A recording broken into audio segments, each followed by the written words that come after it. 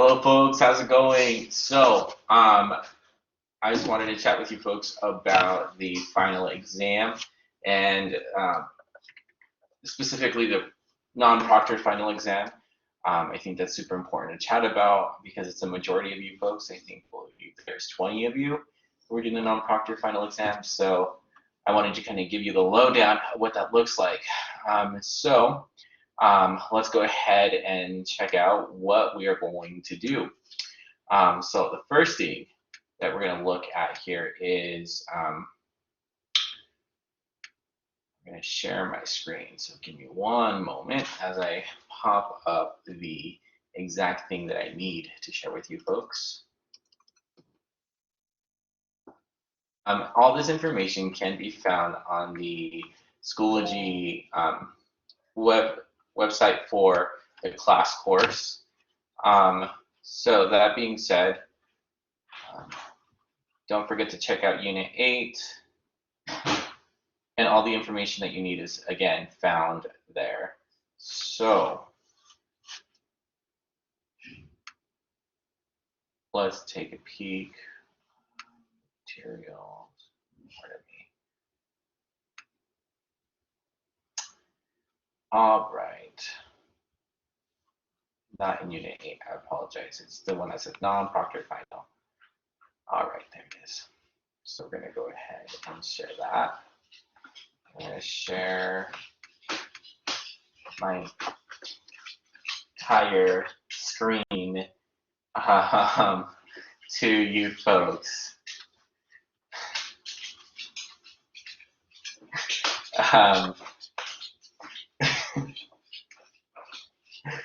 Sorry, something walked in. Anyways, so again, I'm going to share my entire screen with you folks.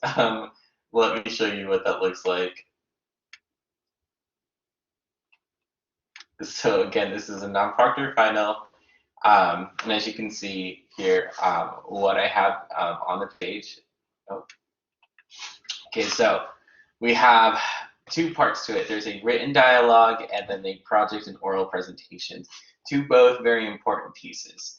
I recommend that you turn in the written dialogue first. It is due May 16th. It looks like we have a student already submitted in their task. And again, what it's intended for you to do is to create a dialogue. If you recall, in our first unit, we created a dialogue between two individuals. So kind of reckon back to that, and it's something similar. It's wanting you to use elements from all the units that we've studied or reviewed. So it is a larger task, and it does require your due diligence. You do know that you are always welcome to look at the vocabulary and key lists or words here. And as you can see, I'm popping that up. So this one gives you the key ideas and things that you should know how to do according to the unit. So again, it did give you some idea. So for like Unit 1, I could say, hola, ¿qué tal? ¿Cómo estás? Or just start off with the greeting, hola. And then the other person replies, hola, and then ask, ¿cómo estás? And the other person should be able to say, estoy bien. Unit 2, you would ask maybe something like, ¿qué día es hoy? Or ¿cuál es la fecha de hoy? And then have the other individual respond. Unit 3, moving on from there. Again, it's talking about school, and maybe this is another individual that you find in school. Like maybe you're asking them,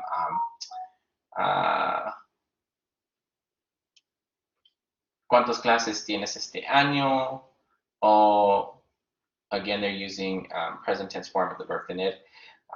So you could speak on ¿tienes la clase de español? Or ¿tienes muchas clases? You can also talk about like the ordinal set of numbers, so like first, second, third, fourth, fifth, sixth. So asking about ¿cuál clase tienes la séptima hora? So you also have ordinal numbers, as mentioned before. Unit 4, it is asking you to see, classroom object and activities, classroom commands, definite and indefinite articles. So maybe you ask like, oh, ¿qué necesitas en la clase? O ¿qué haces en la clase? Those would be some great questions to ask there. Again, don't be afraid to just use these statements, right? These questions are already here for you. It's just kind of creating a flow. And so that's your task, is to create a flow between those questions. And so those are, again, I would just recommend looking at that. If you're still uncertain, I will be putting up an English sample of this task on the main site so you can see what that would look like. And one last thing before, and be sure to ask the student from Costa Rica to describe each of the components as well. So again, you're getting responses as well. Okay, so rubric. Written script, all the following are included: 2 questions and answers from each unit. So 2 questions and answers from each unit. So that makes 4 items per unit, and there are 8 units. Wow, so you're required to have at least 32 sentences for this task for your written script. Again, that is 32 sentences. So just make sure you look. Now, obviously, if you have accommodations or if you have an extension, please let me know and I'll chat, or if I'll chat with you one-on-one regarding your accommodations and seeing what that looks like. Okay, and for communication, writing can be read by a native speaker. There are some errors in grammar, spelling, and vocab usage, but they seldom impede communication. Folks, here's a big thing. I know this is a big task and you'll be tempted to use Google Translate. Don't do it. I'd rather you just go here to the questions, steal 2 questions, copy and paste it, and then respond the best you can, because that's essentially the task. I don't want you to go and create this detailed, long dialogue that involves complex grammar skills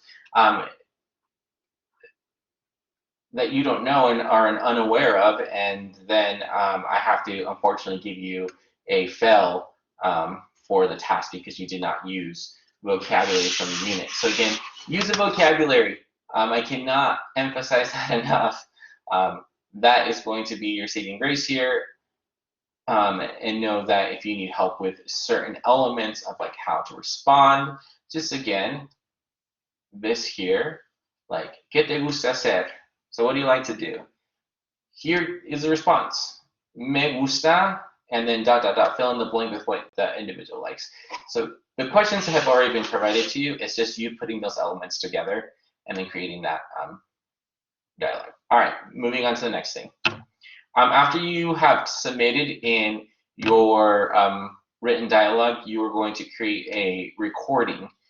Now, notice I'm creating a recording using what is called the collaboration room, or the e-tutoring, but you have so many applications available to you for free. One of those that I really do enjoy is, oh goodness, it is Flipgrid. And so using this Flipgrid will allow you to record yourself. So let's go educational login, and it's going to verify your information. And so anyways, I'll give you the specific Flipgrid code if you are going to place it there. If you're not going to use Flipgrid, then you can also use Google Slides.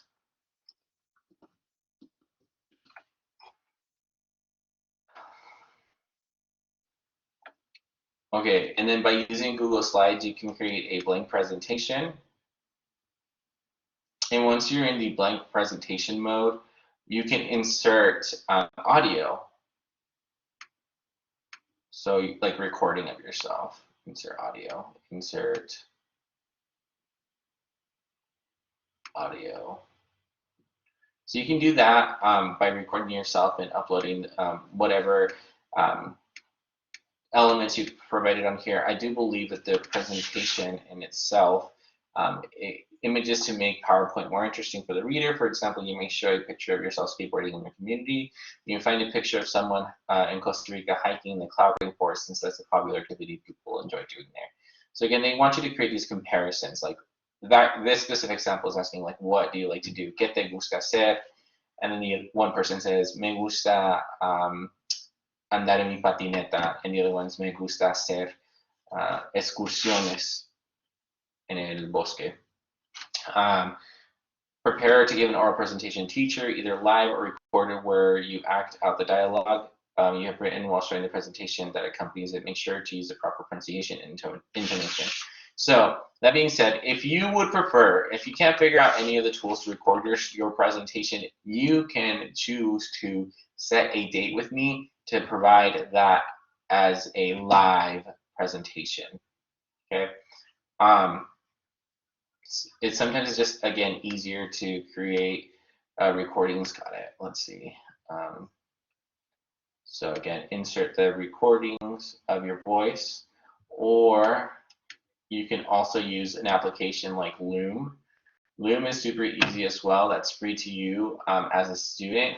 And so that being said, if you just download Loom, or you don't even have to download it, you just have to open the website up by going to loom.com and then recording. So something like this, I could hit like start recording here, right? And then hit my entire screen as well. And so now I'm recording from 2 different places. But loom.com allows me to record my presentation slideshow. So let's say I had a new slide here and it said maybe me gusta. And so you have 2 images here, or you even have the question, ¿qué te gusta? So, me gusta esquiar en Pomerel. ¿Y a ti qué te gusta? Me gusta hacer surfing in la playa. You know, things like that. So it should be fairly simple. Just use the vocabulary once again. Don't let that be scary to you. So I'll just hit here. The recording. So here's a Loom website. It provides you the information, the link. You can copy this link with me and then send it to obviously the Dropbox. And then once that's there, you can just submit as always. So again, that should not be the most difficult part. My hope is that you are able to, you know, have confidence in this task and not feel like you can't do it. Remember, this task needs to be done. If you do not do the final exam, unfortunately, your grade is deducted automatically to a 10%. So it is to your benefit to try and work the best that you can. And if you have any questions, you're always welcome to email me, or if you have a preference of text messaging, I set a remind, or you can send me a text, the number 208-546-9331, and there you should be able to work through the task diligently by sending me a message, right? So I'll do my best to respond in a timely manner. But other than that, estudiantes, muchas gracias. I hope you folks have a great time creating this project, and all the best to you all. Adios.